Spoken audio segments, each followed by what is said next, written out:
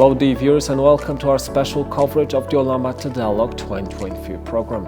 I'm Ulaanbaatar, and the Ulaanbaatar Dialogue, an annual international conference on Northeast Asian security, is a significant platform for promoting dialogue and cooperation in the region. As a country maintaining friendly relations with all the countries and the only nuclear-free country in Northeast Asia, Mongolia has been a staunch advocate for dialogue as a means of resolving pressing issues. The Ulaanbaatar Dialogue was first proposed in April 2013 as a foreign policy initiative aimed at establishing a dialogue mechanism within the region.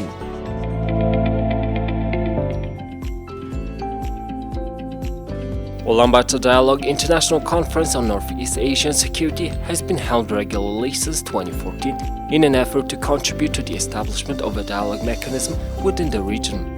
However, due to the pandemic, the conference was cancelled in 2020 and 2021 and resumed in 2022. The international conference is not only in line with the foreign policy concept of Mongolia, but also highlights Mongolia's historical tradition of multilateral cooperation efforts. The conference has been co-organized by the Ministry of Foreign Affairs and the Institute of Strategic Studies of the National Security Council of Mongolia. The annual conference was held in Ulaanbaatar city on 15th and 16th of June 2023. The conference consists of following main parts.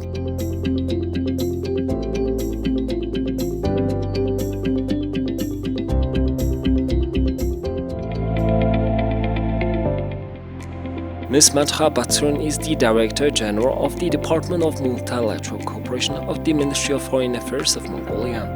Ms. Sonia Bachmann entered the Foreign Service in 2008. Since then, she has been serving at the Ministry of Foreign Affairs of Mongolia and has been working in different capacities in the ministry and in diplomatic missions abroad.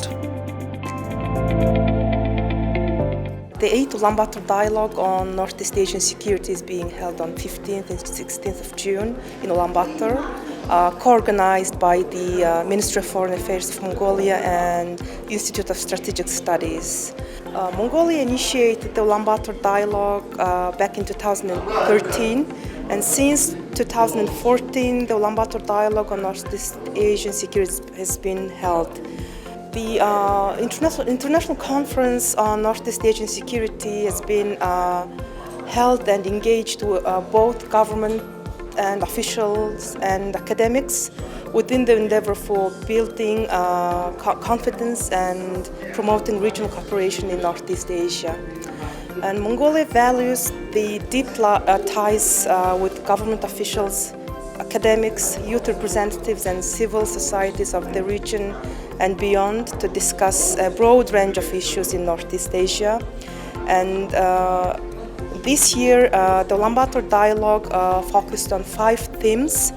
So this year's UBD provided us an opportunity to exchange views and to have instructive discussions on the security issues of the region. So the last 2 days, the government officials, academics, youth representatives shared their views and had really fruitful discussion on security issues of the region, and also identified further possible ways to interact with other substantial fields such as energy, green development, infrastructure, agriculture and technology. Since 2017, the Ulaanbaatar Dialogue has been held on track 1.5 level, and this year more than 170 participants were registered to this conference, and more than 25 countries participated on track 1 level, and around 40 countries participated on track 2 level. During this year's conference, participants focused on Northeast Asian security challenges and opportunities, multilateral cooperation in Northeast Asia, the futuring peace in Northeast Asia, and also the post-Covid economic cooperation in Northeast Asia, as well as promoting energy cooperation in the region. Also, this year, the high-ranking officials participated in the UB Dialogue, including the United Nations Under-Secretary General and High Representative for Disarmament Affairs, Ms. Izumi Nakamitsu. She attended the conference in person. Also, Secretary General of the National Security Council of the Republic of Turkey, and Kazakhstan, Finland, Estonia, the Philippines participated in the UB dialogue first time, and other high-ranking officials attended the conference. Ms. Izumi Nakamitsu is the United Nations Under-Secretary General of Disarmament Affairs from March 29, 2017, appointed by the United Nations Secretary General Antonio Guterres. She succeeded Kim Won-soo of the Republic of Korea.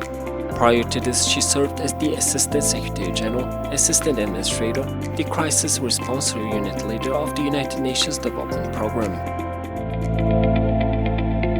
No, thank you very much. It's, the world is actually flooded with a lot of challenges, but at the global level, we are definitely concerned about heightened tension between major military powers. And in fact, all nuclear weapon states are modernizing their arsenals, in some cases increasing their arsenals. So we are almost on the verge of an arms race. And so, there is a big global level concerns when it comes to all disarmament related issues. Now, of course, for us, the key is to make sure that the norm of not using nuclear weapons is definitely upheld, maintained. I think Mongolia, as one country that has declared to be nuclear weapon-free status, it has such a strong political significance in organizing this kind of a platform where a few of nuclear possessor states actually are relevant in the regional security. I mean, of course, in the immediate sense, the DPRK's nuclear ambitions quite a concern. Repeated missile launches is another big concern for all of us.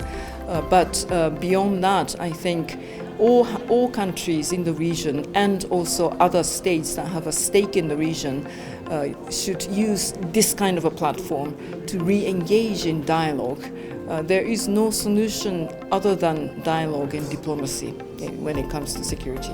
I cited President Kennedy in my speech. Some people say that when the security situation is worsening, getting worse, it's not the time to think about disarmament. But history shows that that is not the case. In 1962, Cuban Missile Crisis, that was the closest point where the world went almost to nuclear war. And with that experience, both at the time, of course, the Soviet Union and the United States, they felt this is too risky. And the way to actually achieve the stability and peace and security is through dialogue and disarmament arms control efforts.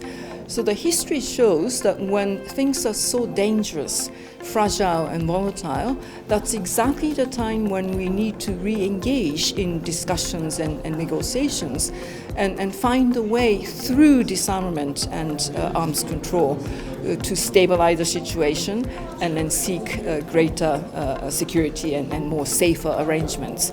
So now is the time, we believe, that we need to bring back those countries together to rethink. So disarmament really should be a very important instrument for that.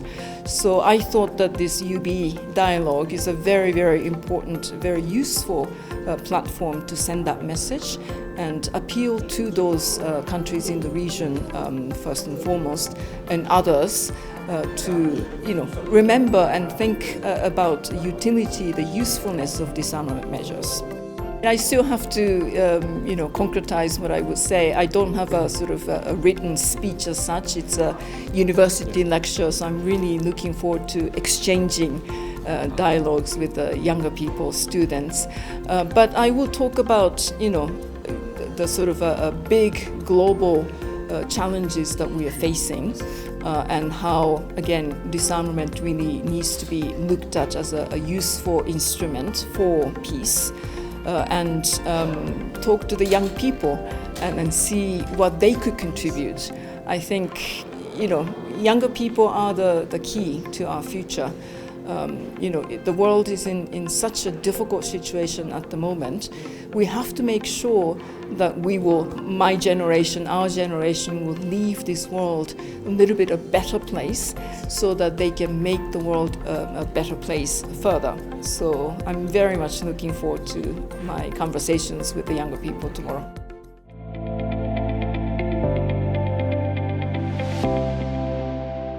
Since its inception, the Ulaanbaatar Dialogue has played a vital role in building confidence and promoting regional cooperation in Northeast Asia. Every year, the International Conference on Northeast Asian Security brings together esteemed scholars, experts and government officials from the region and beyond to share their insights and perspectives on regional peace and security issues. Dr Leshek Bushinski is an honorary professor with the Strategic and Defence Studies Centre at the Australian National University, Canberra, Australia. From 1994 to 2010, he was Professor of International Relations in the Graduate School of International Relations at the University of Japan. Hello, so right now we are with Dr Leshek Bushinski. And Dr Leshek Bushinski is an honorary professor with the Strategic and Defence Studies Centre at the National Australian University. So thank you for accepting our request. How do you feel about Mongolia? Is it your first time? Well, it's my first visit here, and Mongolia is a fascinating country for us because of its history. And your geographic location is of interest to us. You are between China and Russia, and we wonder how you cope with these giant neighbors. Yes, it can be sometimes difficult, but so with my first question, with your expertise in strategic and defense studies, how do you assess the current geopolitical dynamics in the Western Pacific, and particularly in relation with China, Japan, and the United States? Well, this is a very long and complicated question because it has to do with what we perceive to be China's pressure. China is pressing countries of the region, its neighbors, and this has given rise to the formation of the development of the concept of the Indo-Pacific, in which Australia is very interested, and also Japan, United States.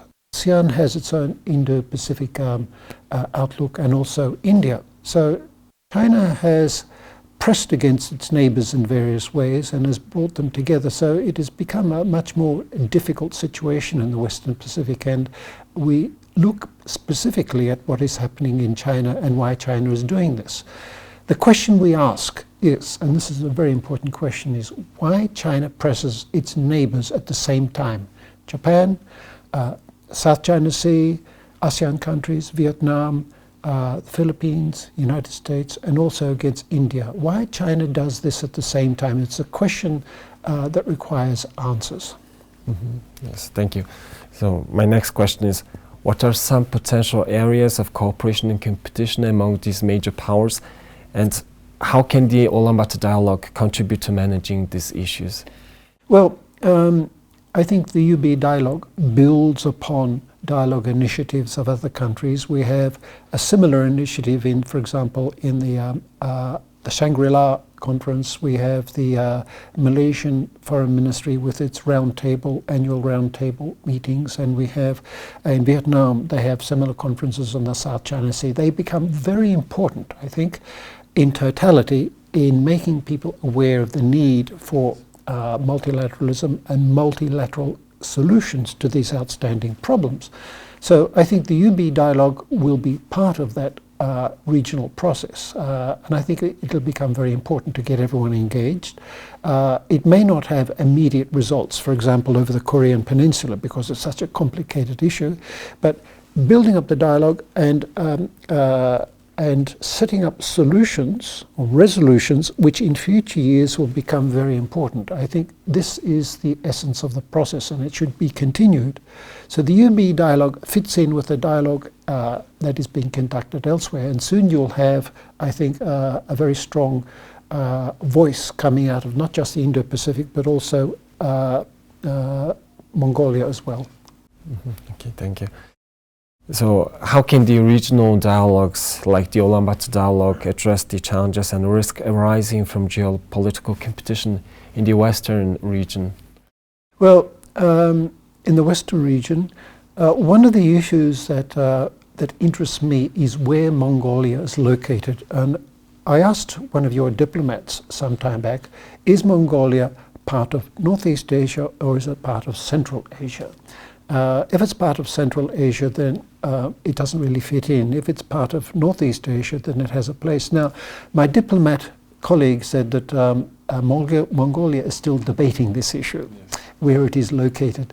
We would like to see Mongolia part of Northeast Asia. We would like to see Mongolia reach out to other countries like Australia, for example, Japan. We will want to see Mongolia's voice in these issues and not just part of Central Asia or the Shanghai Cooperation Organization where Mongolia is an observer. And that if Mongolia has a Central Asian focus alone, then it becomes buried in a larger process, the Shanghai Cooperation Organization. Mongolia should have a larger voice, which can be heard in the Western Pacific. And that way it can contribute, take up these proposals that have been initiated in other dialogue conferences, give them a focus, give them a Mongolian voice, and I think that'll become important in setting the stage for the future resolution of these issues. So we want to see Mongolia's voice, and we want to see more of this. In your research on maritime issues, what are the key factors that contribute to maintaining stability and security in the South China Sea, and how can regional actors work together to address ongoing issues, disputes? Yeah. The South China Sea is another very complex issue, and it's an issue for many years. And how to contribute to a regional solution. I think the most important practical feature here, we just don't talk about multilateralism. Multilateralism is not enough, but the most practical issue is that other countries in the region get together and understand the issues of the South China Sea, that there is a need for cooperation on the basis of international law. There is a need specifically for China to recognize the 2016 Law of the Sea arbitral tribunal's ruling on the South China Sea. And there's a need for China to recognize the interests, the legal rights of other countries, Vietnam, Malaysia, the Philippines, and Brunei. And on that basis, we can have a resolution in the future based on international law. Now, this is the ASEAN position, and regional conferences can emphasize the importance of international law. If you're going to have peace and security throughout the region, and Mongolia has an interest in this, no doubt, we have an interest in this, it has to be on the basis of international law.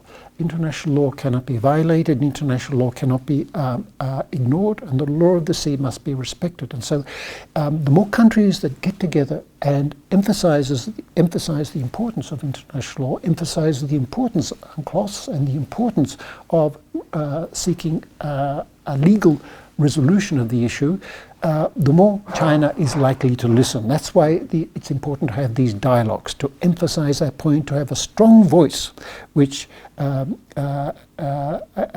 will then respect. So with your expertise, how do you see that Mongolia could further, in what areas should Mongolia work further with other countries, and what should they work on? Well, I think Mongolia could add its voice to the idea of the legal resolution of outstanding disputes, and the peaceful resolution of territorial issues, not by force of arms, but by negotiation. I think Mongolia should add its voice to this. The more voices that talk about this in dialogues and conferences and public meetings, I think then it builds up a narrative, a very strong regional and international narrative, which in time will become the basis for a resolution of these disputes. It'll take time, but I'm optimistic that in the long term things will work out. And this narrative, strong and powerful narrative, can be then strengthened and given effect through in negotiations between foreign ministers, negotiations between governments, but it's important to establish the narrative in advance. What countries are looking for, what countries condemn, what countries see as important, and so forth. These are all what we call norms, the norms of international relations, the norms of international interaction, and dialogue such as the UB dialogue can actually give strength to these norms, and that becomes very important in international relations. Okay, thank you very much, sir.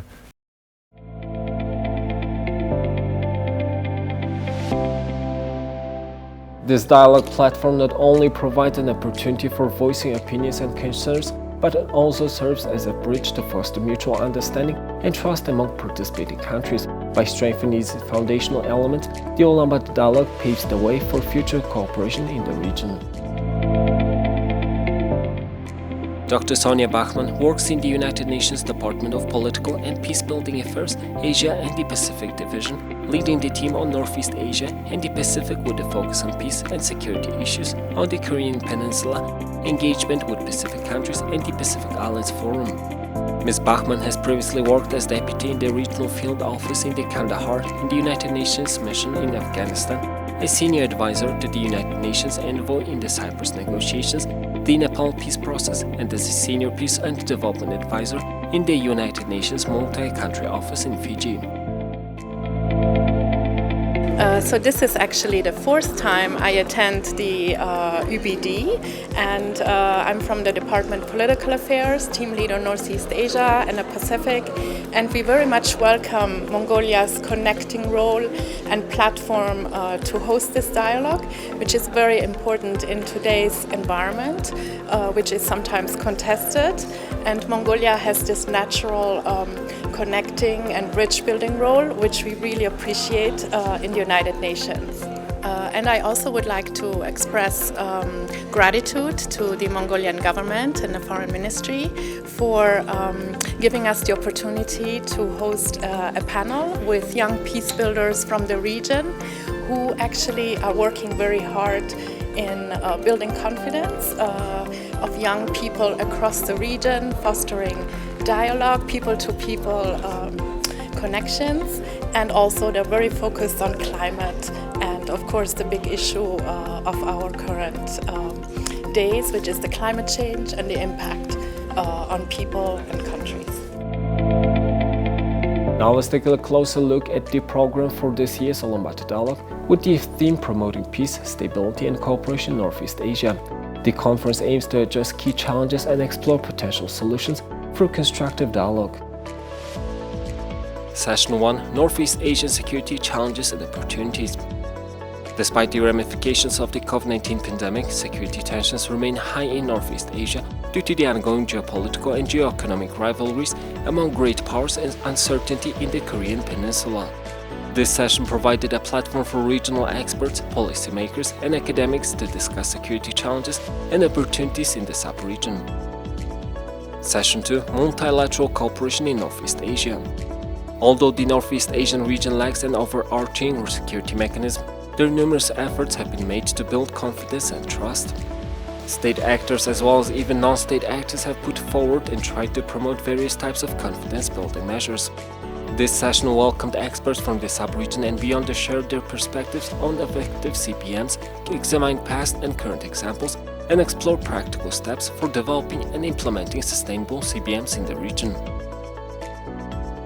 Session 3: Futuring Peace in Northeast Asia.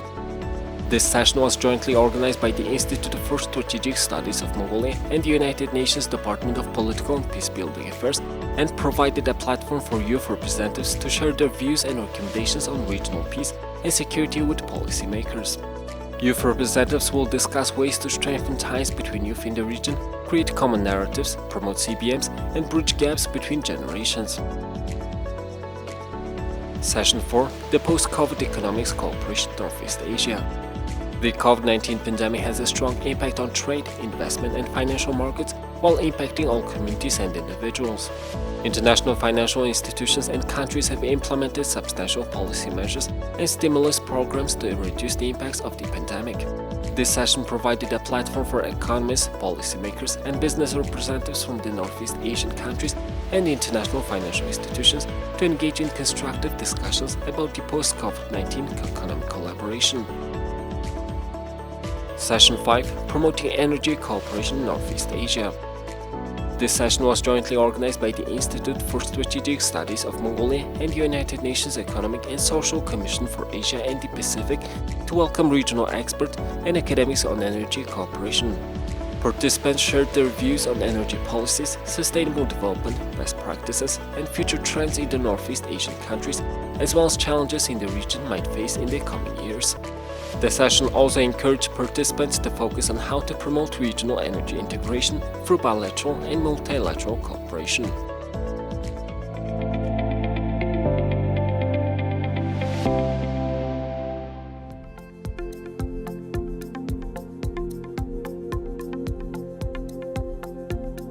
Oh, this is my first time, and it's fascinating. It's amazing. As a Japanese, of course, I'm very much interested and know a little bit about the history of the Mongolian Empire and the long history with my country as well. So I have been studying and learning the rich history, the culture, the way of life in Mongolia, and this amazing nature also. So it's been a fantastic visit, and I feel that I have to come back. Okay, thank you very much. No, I just flew in like 2 hours ago, so basically I cannot comment. We can meet after 1 week and then I can comment more. But I have very good guides here. The Polish embassy is very helpful for me. So I hope I will learn more because I came here also to learn about Mongolia. Of course, I was in Inner Mongolia, but that was quite a while ago.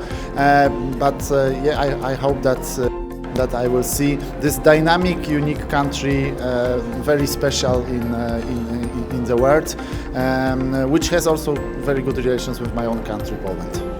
Thank you very much. I would happily visit again. My first impression, as I said, was it's a profoundly unique place. It's part of the East Asia kind of nexus in Northeast Asia, and yet it's sort of Central Asian, post-Soviet bloc, Russian. So it's a very interesting mix of Mongolian, rural, Central Asian, East Asian. So really profoundly interesting. Okay, thank you very much. Thank you very much.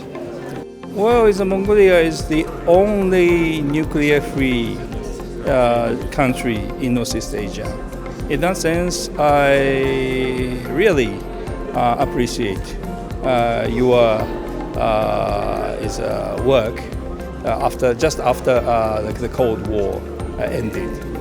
And my impression is Mongolia is a very mixed.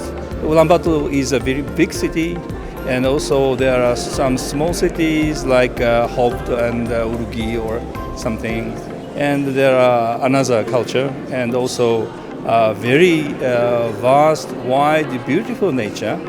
So I think Mongolia, almost nobody say no to come to Mongolia for the Ulaanbaatar Dialogue because it's so beautiful, so nice. I love Mongolia in that sense.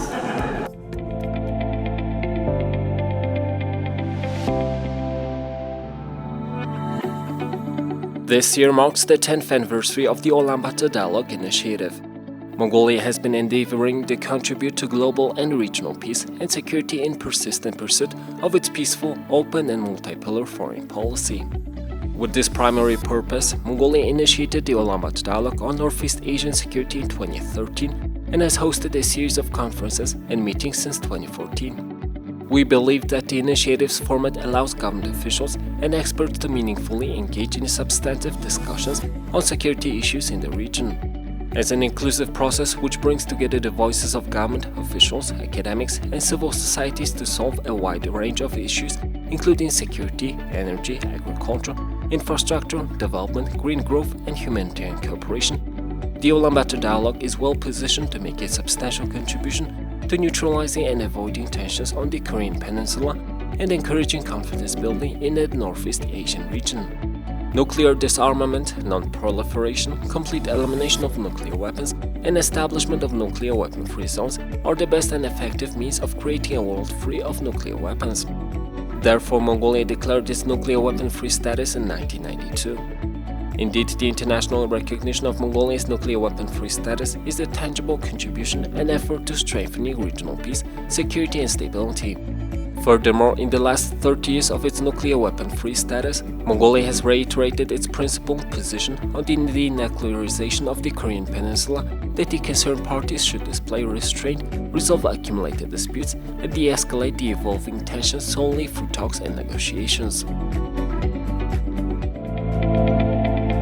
And there you have it, a comprehensive overview of the Ulaanbaatar Dialogue 2023 program. This esteemed conference provides a platform for diverse perspectives and fruitful discussions on regional peace, stability and cooperation in Northeast Asia. Thank you for joining us, and we'll see you next time.